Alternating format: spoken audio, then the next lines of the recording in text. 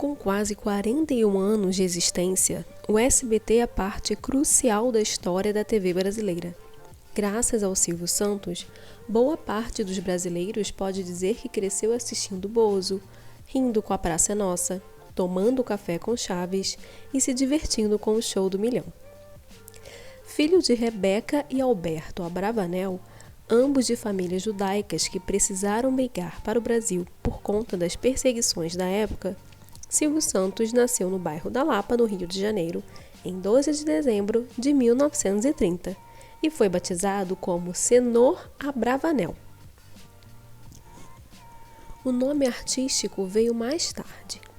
Sempre muito carismático, Cenoura Abravanel começou aos 14 anos como vendedor ambulante e se tornou Silvio Santos, dono de uma das maiores emissoras do Brasil.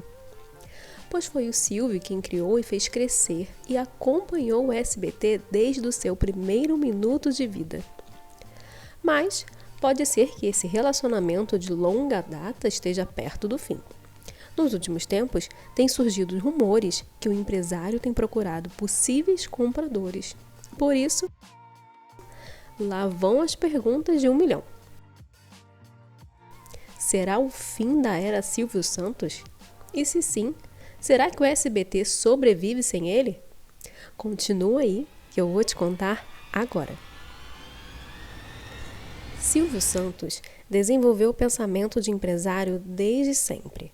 Aos 14 anos, o menino Abravanel e seu pai gastaram todo o dinheiro da família no cassino. Então precisou encontrar uma fonte de renda para ajudar sua família. E foi seu espírito de empreendedor que conseguiu achar a saída. O garoto começou a vender canetas na rua com a ajuda do seu irmão. Enquanto ele vendia e entretinha as pessoas com truques de mágica, seu irmão ficava de olho nos guardas da rua. Silvio faturava bem como camelô, por isso continuou nessa por um bom tempo. Sobre a sua época vendendo nas ruas, ele falou o seguinte: como camelô já era empresário, mantinha 3 funcionários. Um ficava de olho quando vinha o rapa. O outro cuidava do estoque de canetas. E o terceiro era o farol.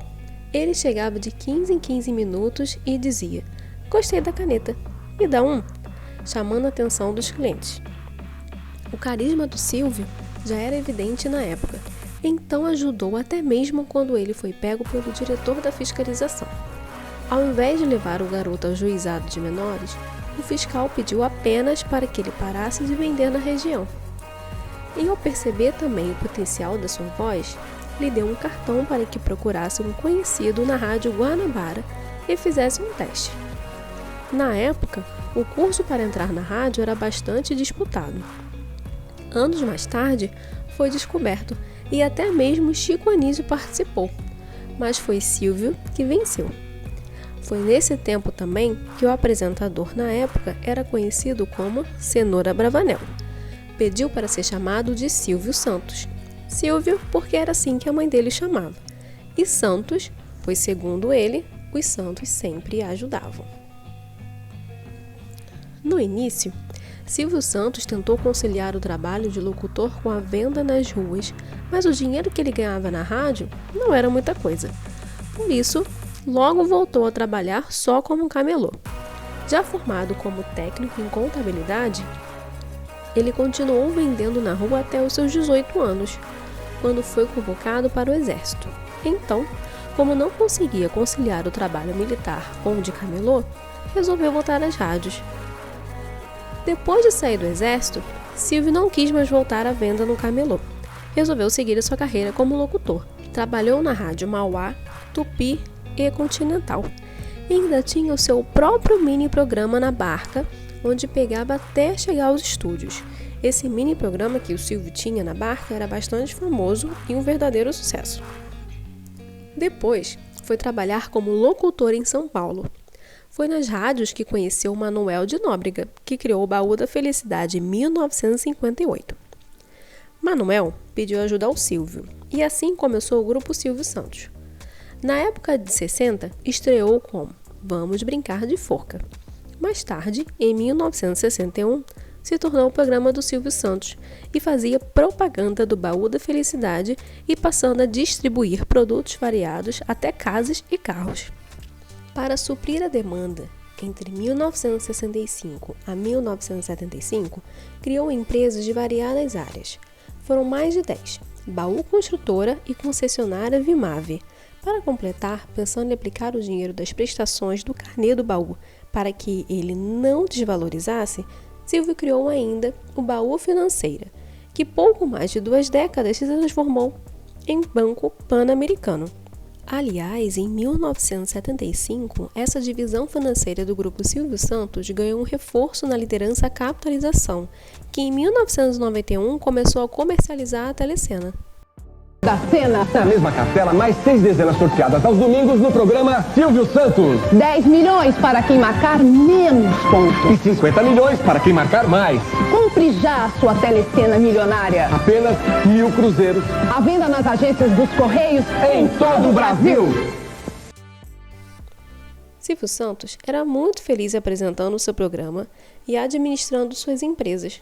Mas, em 1966, a Globo havia comprado a TV Paulista, onde ele apresentava o seu programa.